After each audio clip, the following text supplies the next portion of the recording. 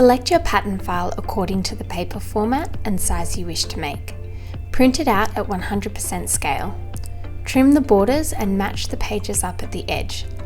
There is a layout included in the instructions to help you match up the pages correctly. Cut around the individual pattern pieces and lay them on the fabric according to the grain line. Each piece is marked with cutting instructions and quantity. Cut out all of the pattern pieces. For this style, you may wish to add fusing to the front piece if you are using a lightweight fabric like me. There is also a cutting layout included in the instructions to assist you with cutting. Fold the strap piece in half lengthways. Using a 6mm or 1/4 inch seam allowance, stitch the long outer edge and along one of the short sides. Leave one short end open to turn the strap through to the right side.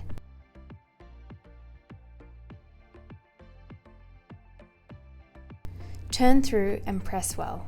Repeat for the other strap and set aside for later.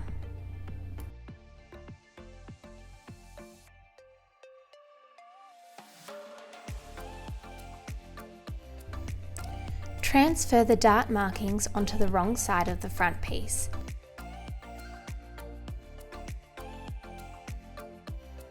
Fold the dart in half with the right sides touching.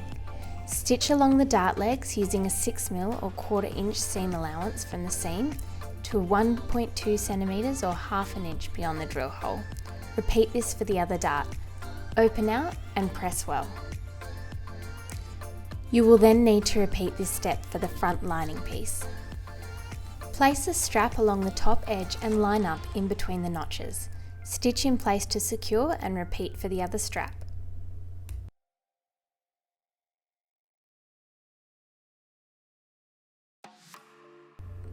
Place the front piece on top of the lining piece with the right sides touching one another.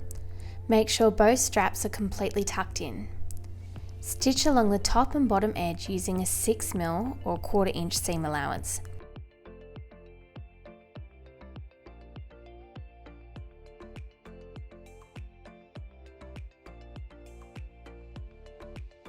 Turn through to the right side and press well.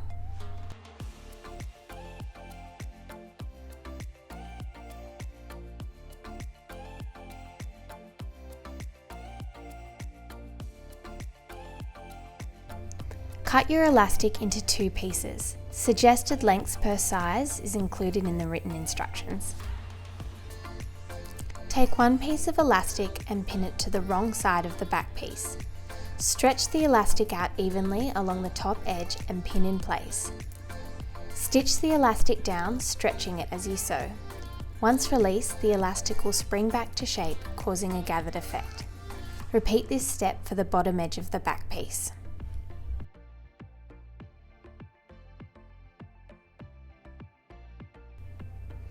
Overlock the top and bottom edge of the elastic. Make sure you stretch as you sew. Be careful not to cut the elastic with the overlocking blade. Turn the elastic downwards to the inside of the garment. Top stitch along the folded edge. Stretch as you sew. Repeat for the bottom edge. The edges will now be secured and the back piece gathered down on each side. With right sides together, match the front and the back pieces up along the side seam. Stitch together using a 1 cm or 3/8 of an inch seam allowance. Overlock this seam to secure.